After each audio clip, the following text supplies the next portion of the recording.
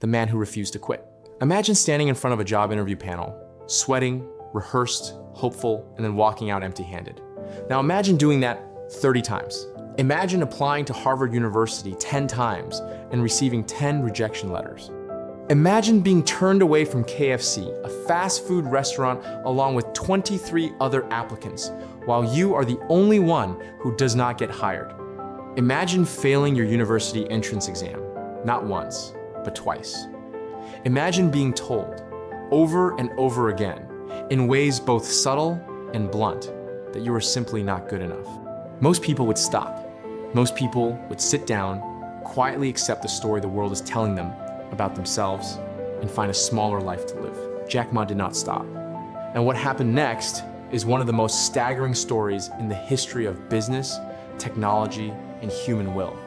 Because that same rejected, failed, overlooked young man from a modest apartment in Hangzhou, China, a man who openly admits he was terrible at mathematics, a man who knew almost nothing about computers, would one day build a company that processed more transactions in a single day than the entire United States economy generates in several days.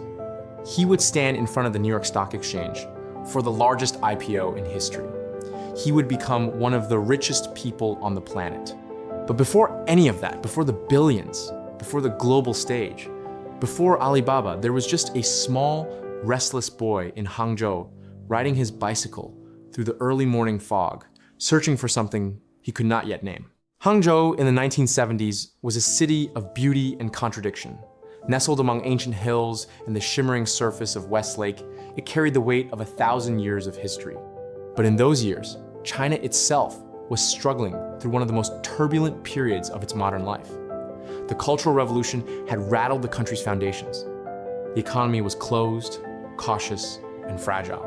Ordinary families had ordinary lives, not because they lacked ambition, but because the world simply did not offer many doors to knock on. Ma Yun, the boy who would one day give himself the English name Jack, was born on the 15th of October 1964 into a family of modest musicians and performers. His parents worked in traditional storytelling and folk entertainment, earning just enough to keep the family together. They were not poor in spirit, but they were not wealthy in any material sense. Their apartment was small, opportunities were small. The future, as most people around them understood it, was small. Jack was not a natural student. In a culture that placed enormous pressure on academic performance, he was a source of quiet worry. He struggled in nearly every subject, but mathematics was a particular battlefield. While other children seemed to absorb numbers with ease, Jack wrestled with them. He failed his primary school exams. He failed his middle school exams. Later, when he attempted the Gaokao, the famously brutal Chinese National University entrance exam, he would fail it twice before finally scraping through on his third attempt, barely meeting the minimum threshold to enter a local teacher's college. He was not the bright student. He was not the one teachers pointed to as a future success story. But Jack Ma had something that no exam could measure. He had a hunger for the world beyond his city's borders, and he had found a strange, unexpected doorway into that world. In the late 1970s, as China began its cautious opening to foreign visitors under the early reforms of Deng Xiaoping, Hangzhou became one of the first destinations for international tourists, drawn by the elegance of West Lake. For most people in the city, these foreign visitors were a curiosity, a glimpse of an outside world that remained largely abstract. For young Jack Ma, they were something else entirely. They were a classroom. He had become obsessed with English. Not because it was on any exam he needed to pass, he wasn't especially motivated by tests, but because he understood intuitively that language was a key to ideas, to people, to possibilities that existed somewhere beyond the walls of everything he knew. Every morning, before sunrise, he would climb onto his bicycle and ride to the Hangzhou Hotel, where foreign tourists were known to stay. He would offer to serve as a free tour guide, giving directions, explaining local history, walking visitors around the lake in exchange for nothing more than the chance to practice English conversation. He did this for 9 years, through rain and cold and the skeptical looks of neighbors who did not understand why a Chinese boy was chasing foreign strangers through the morning streets.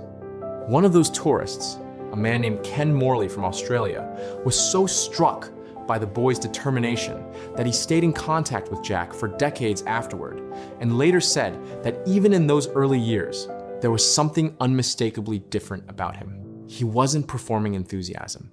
He was genuinely, almost desperately curious. That curiosity would carry Jack through the years that followed, though it would not make those years easy.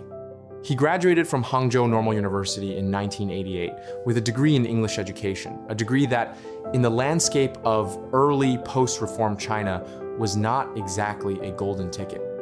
He applied for teaching positions and eventually found one, earning roughly $12 a month teaching English at a local university. It was humble, honest work. He was good at it. His students remembered him as a vivid, energetic teacher, someone who treated the classroom like a performance, like something worth showing up fully for. But the world was beginning to change around him, and Jack could feel it in the way that restless people always feel change before it arrives, not as information, but as an itch they cannot quite reach. He began trying to build something. His first attempt was a translation services company, one of several small entrepreneurial ventures he tried in those early years. None of them caught fire. He was not yet someone who knew how to build a business. He was still, in many ways, the bicycle-riding boy from Hangzhou, full of energy, short on resources, longer on vision than execution. And then, in the middle of all this quiet striving, Jack Ma encountered something that would shatter his understanding of what was possible. In 1995, he traveled to the United States for the first time, working as a translator and interpreter for a business delegation. It was in Seattle, in the office of a friend, that Jack Ma sat in front of a computer connected to this new thing called the internet for the very first time. He was 30 years old. He had heard the word before. But hearing about something and encountering it, really encountering it, are two entirely different things. He typed a single word into the search box: beer. He searched for beer and watched as the screen filled with results from America, Germany, Japan, beers from around the world, reviewed and sold and described in painstaking detail. Then he typed another word: China. Almost nothing came back. He sat with that absence for a long moment. The world's most populous country, one of history's oldest civilizations, a place of hundreds of millions of people and thousands of years of commerce and culture, and it barely existed on this new global network. It was as though China had not shown up to its own presence in the future. For most people, that might have been an interesting observation and nothing more. For Jack Ma, it was a revelation, a calling, a gap in the world shaped almost exactly like an opportunity. He later described that moment as the one that changed everything. Standing there in Seattle, with the quiet hum of a computer in front of him, he said he felt like he was looking at something that would reshape the world and that China was missing from it entirely. Someone was going to help fix that. It was going to be him. He returned to Hangzhou with almost nothing, no technical skills, no funding, no real plan. Only the burning certainty that the internet was going to transform how Chinese businesses connected with each other and with the world. His first venture in this direction was a company called China Yellow Pages, essentially an online directory of Chinese businesses. A simple idea executed on the most basic possible infrastructure. Jack went door to door, business to business, trying to convince Chinese entrepreneurs and company owners to list themselves on this new thing called the internet. He explained it as best he could. He showed printouts. He talked about the future. They looked at him with something between confusion and pity. Remember, this was 1,995 inches in China. The internet was not just new, it was alien. Most of the businesses Jack approached had never seen a web page. Some had never used a computer. The idea that a small company in Hangzhou could somehow reach buyers in Europe or North America through a phone line and a screen was, to most of them, science fiction. He struggled enormously. He was mocked. He was dismissed. He had perhaps 5 employees working out of a small, crowded office. Revenue was essentially non-existent. The business inched forward through sheer stubbornness rather than any strategic momentum. By 1997, China Yellow Pages had not become the revolution Jack had imagined. He took a job with the Chinese government in Beijing, working for an early trade ministry internet project, not because he had given up, but because he needed to learn more to be closer to where the decisions about China's digital future were being made. He spent 2 years there, watching, learning, absorbing, and then, in 1998, he went home to Hangzhou with a plan so ambitious it would have seemed absurd from almost anyone else's lips. The apartment on Hubei Road in Hangzhou is unremarkable from the outside. A modest space, low ceilings, a living room that could hold maybe 15 or 20 people if they were willing to stand close together. On a cold evening, in the winter of 1999, Jack Ma gathered 17 friends, former students, and colleagues in that room. He sat them down, he looked them in the eyes, and he began to talk. What he described over the next 2 hours was not a website or an app or a directory. It was a dream, a vision of a marketplace, a platform where small Chinese businesses could sell their goods to the entire world without needing to be big, without needing to be connected, without needing anything except an internet connection and something worth selling. He told them it would be difficult. He told them many of the great companies of the world. He named companies like America's eBay, which had recently gone public. Companies like Amazon were ahead of them. He told them they would face competitors with more money, more experience, and more credibility. He told them he expected it to take 5 years before they saw real results, and that they had to be prepared for the possibility of failure. And then he asked them to join him anyway. He named the company Alibaba a name he had chosen deliberately and carefully. He wanted something globally recognizable, something that crossed language barriers, something that even a farmer in rural China or a shopkeeper in rural India could remember and type. He later said he went to a coffee shop in San Francisco and asked 20 people of different nationalities whether they knew the name Alibaba. They all did. They all associated it with the folktale Alibaba and the 40 Thieves, the story of a simple man who found a hidden treasure by saying the right words. That, Jack decided, was exactly right. He took $60,000 scraped together from his own savings and the contributions of a small team, and they began to build. The early months of Alibaba were, by every objective measure, a disaster. The website launched as a business-to-business marketplace connecting Chinese manufacturers with international buyers. The interface was crude. The technology was unreliable. The team was working out of Jack's apartment, sleeping on cots and folding chairs, coding through the night, answering emails at dawn. Jack himself knew almost nothing about programming. He was famously open about the fact that he could not write a single line of code. He was the vision, the voice, the salesmanship. The technical work fell to others who worked under conditions of almost comical poverty. Funding was nearly impossible to come by. International investors were beginning to take notice of the internet boom in the United States. The dot-com bubble was inflating rapidly in Silicon Valley, but China was a different story. It was seen as risky, opaque, too complicated to navigate. Most of the venture capital firms Jack approached did not even bother responding. Those who did respond said no. He persisted through a combination of ingenuity and audacity that would become his trademark. He traveled to every investor meeting he could arrange. He pitched in hotel lobbies, in coffee shops, in conference rooms, where the skepticism was so thick you could almost touch it. He was not impressive by the conventional standards of the investor world. He was not a Stanford engineer, not a Harvard MBA, not a former McKinsey consultant. He was a school teacher from Hangzhou who believed, with a ferocity that bordered on the irrational, that the future of global commerce would run through China. In 1999, Goldman Sachs led a small investment round that brought $5 million into Alibaba. It was not a ringing endorsement. It was cautious money, hedge your bets money, but it was enough to keep the lights on. And then, a few months later, came the phone call that changed everything.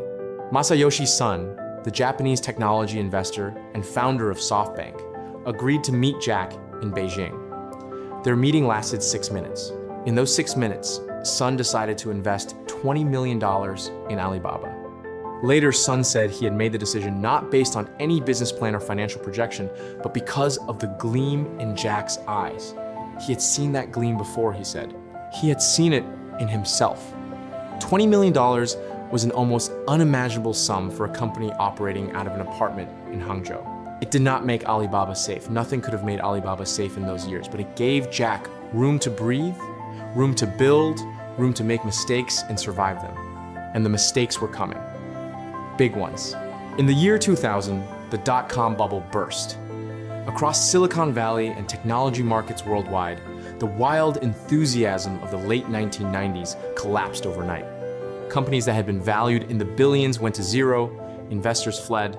The word internet went from a gold rush to a cautionary tale in the space of a few devastating months. Alibaba nearly died. The company had been spending its investment capital aggressively, expanding internationally, building offices across Asia, and even in Silicon Valley. When the market turned, it became clear that this strategy was unsustainable. Jack faced the most difficult decision of his entrepreneurial life. He had to pull back almost everything they had built. International offices were closed. Staff were let go. The Silicon Valley operation, which had consumed enormous resources and produced very little in return, was shut down entirely. He brought the company back to Hangzhou. He narrowed its focus to what it did best: serving Chinese small businesses, helping them reach domestic and international buyers, making commerce possible for people who had been invisible to the global market. This decision, which looked to many outside observers like a retreat, like defeat, was in fact the strategic turning point that would define Alibaba's future. While competitors try to be everything everywhere, Alibaba became everything within China first. While others chased the flashy vision, Alibaba dug into the infrastructure of Chinese commerce and made itself indispensable. In 2002, the company reported its first profit. It was a small profit by any standard, but it was proof of something that had never been obvious: Alibaba could survive. And then Jack Ma did something that would transform his company from a surviving business into a dominant one. In 2003, he made a decision that stunned many people within Alibaba itself. He announced that the company was going to build a consumer-to-consumer marketplace, a Chinese equivalent of eBay, and that they were going to call it Taobao. The word means searching for treasure. The ambition was to go directly up against eBay, which at the time was the dominant player in online consumer commerce in China, and had the resources, the infrastructure, and the global reputation to crush any competitor that dared challenge it. eBay's CEO at the time was dismissive. She reportedly used an analogy that became famous in the Chinese technology world. eBay, she suggested, was a shark in the ocean. Taobao was a crocodile in the Yangtze River. A shark could beat a crocodile in the ocean, but not in the river. It was not merely a strategic metaphor. It was an accurate description of what was about to happen. Jack understood something about Chinese consumers that eBay did not. He understood that trust was the foundational problem in Chinese e-commerce, that buyers and sellers who had never met, operating in a culture without the credit infrastructure and consumer protection systems of the West, needed tools and guarantees that eBay had never been designed to provide. He introduced a free messaging system that allowed buyers and sellers to communicate directly before a transaction. He introduced an escrow service later called Alipay that held a buyer's money until they confirmed receipt of a satisfactory product. He made Taobao free to sellers at a time when eBay charged listing fees. Within 2 years, eBay had retreated from the Chinese consumer market. It was one of the most stunning competitive reversals in the history of global technology commerce. The shark had returned to the ocean. The crocodile owned the river. From this point forward, the story of Alibaba is less a story of survival and more a story of acceleration, of a company that had found its footing and was now moving at a pace that left observers struggling to keep up. Alipay, the payment system that had begun as a simple escrow service for Taobao transactions, evolved into one of the most sophisticated and widely used financial platforms in the world. For hundreds of millions of Chinese consumers who had never had access to credit cards or banking services that felt safe and reliable, Alipay became the way money moved. It was more than a payment tool. It was a bridge between the economy that China had always had and the economy it was becoming. Alibaba's business-to-business platform continued to expand, connecting Chinese factories and manufacturers not just with domestic buyers, but with businesses across Southeast Asia, Europe, and North America. The dream Jack had described in that apartment on Hubei Road, small businesses connecting with the world, was no longer a dream. It was happening at a scale he had not dared to imagine even in his most ambitious moments. By the late 2000s, Alibaba had hundreds of millions of users. It had diversified into cloud computing, Alibaba Cloud, which would become the dominant cloud infrastructure provider in Asia, into digital media, into logistics, into financial services. Jack Ma, the English teacher, had become Jack Ma, the architect of a digital economy that touched the daily lives of nearly every person in the most populous nation on earth. In 2014, the moment arrived that would announce Alibaba's existence to the entire global business world in terms no one could ignore. On the 19th of September 2014, Alibaba Group went public on the New York Stock Exchange.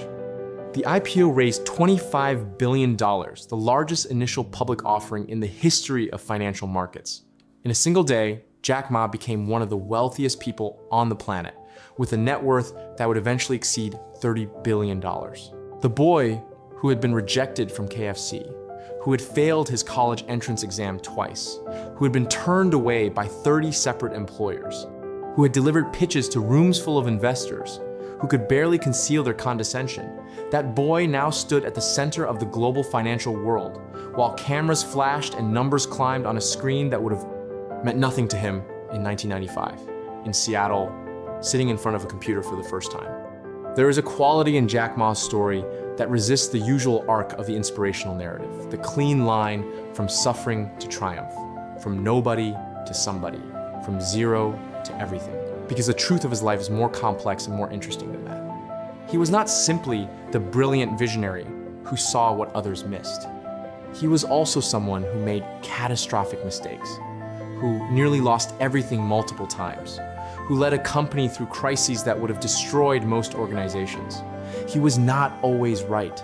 He was not always wise. He was, at different moments, reckless, stubborn, overconfident, and wrong. What he was, without exception, in every chapter of his story, was unwilling to stop. He once gave a speech, one of hundreds he delivered over the years, because Jack Ma may be the greatest business storyteller of his generation, in which he told a room of entrepreneurs that he was not actually talented. He said, with what seemed like genuine conviction, that he had built Alibaba not because he was smarter than the people around him, but because he had survived more rejection than most people were willing to endure. Every time the world said no, he had heard something else. He had heard, not yet. He had heard, try again. He had heard, the door you're looking for is somewhere nearby. That is not a management philosophy. It is not a strategy. It is something older and harder to teach a particular relationship with failure that treats it not as an ending, but as data, as information, as the world telling you something useful about where to go next. In the years after the IPO, Jack Ma became something larger than himself, a symbol, a spokesman, a philosopher of the digital age. He gave interviews and keynote addresses to world leaders at Davos and the United Nations. He met with presidents and prime ministers. He wrote about the future of work, about artificial intelligence, about the responsibilities of technology to society. He was not always comfortable in those rooms. He was famously irreverent, occasionally chaotic, prone to saying things that polished executives do not say, but he was impossible to ignore. He retired from his role as executive chairman of Alibaba in 2019 on his 55th birthday in a ceremony that included a theatrical performance, because Jack Ma had never quite stopped being the entertainer his parents had been, the storyteller, the boy in the school play who had found in performance a way to be more fully himself. He stepped back to pursue philanthropy and education, causes that had always run alongside his business ambitions like a parallel river. By the time he stepped down, Alibaba had become more than a company. It had become an infrastructure, a foundation layer of the Chinese economy and, increasingly, of the Asian economy, and of global supply chains that stretched from factories in Hangzhou to living rooms in London and Lagos and Los Angeles. Jack Ma's story is, at its deepest level, a story about the relationship between where you start and where you can go. China's economic rise over the past 40 years is one of history's most extraordinary stories. Hundreds of millions of people lifted out of poverty, cities built from fields, an ancient civilization reinventing its relationship with the modern world in the space of a single generation. Jack Ma did not cause that story. But he ran alongside it, faster than almost anyone, and in doing so, he helped shape it. He ran alongside it on a bicycle through the morning streets of Hangzhou, chasing tourists for the chance to say a few sentences in English. He ran alongside it in a small apartment, surrounded by 17 people who believed, or at least hoped, that he was telling them something true. He ran alongside it through the dot-com crash and the near-death experiences and the competitive battles and the investor rejections and the long, grinding years when success was not inevitable, when it was, in fact, far from certain. He has said many times that he does not think of himself as a success story. He thinks of himself as someone who was too naive to understand how hard it was going to be. He started, he has said, because he was too ignorant to know that he should stop. The ignorance was not a flaw, it was the engine. There's something in that worth sitting with, because it is not the story we usually tell about exceptional people. We want the exceptional person to have known from the beginning that they were exceptional. We want the arc to feel inevitable in retrospect. We want genius to explain greatness. But Jack Ma's story suggests something different, and in many ways, more useful. It suggests that the distance between an ordinary life and an extraordinary one is not always measured in talent or brilliance or insight. Sometimes it is measured in a simpler, more democratically distributed quality: the willingness to get back on the bicycle, to ride through the fog one more morning, to knock on one more door after 30 doors have been slammed in your face, to sit down in front of a computer you barely understand and feel not intimidation, but hunger, to search for China and find, in its absence, the whole direction of your life. He started with nothing that the world agreed was valuable. He had no engineering degree, no MBA, no family connections, no capital, no roadmap. He had a second-hand English education and a bicycle and a hunger so deep it had no bottom. He had a room full of people who chose, on a cold Hangzhou evening, to believe in something they couldn't yet see. From those materials, the most ordinary imaginable, he built one of the most extraordinary enterprises the world has ever produced. And every time the story of Jack Ma is told, it asks the same quiet, insistent question. Not of him, of you. Not what did he have that you don't have, but what might you be capable of building if you were willing to hear no 30 times and call it practice. The door to the future, it turns out, has no lock. It only requires that you keep knocking,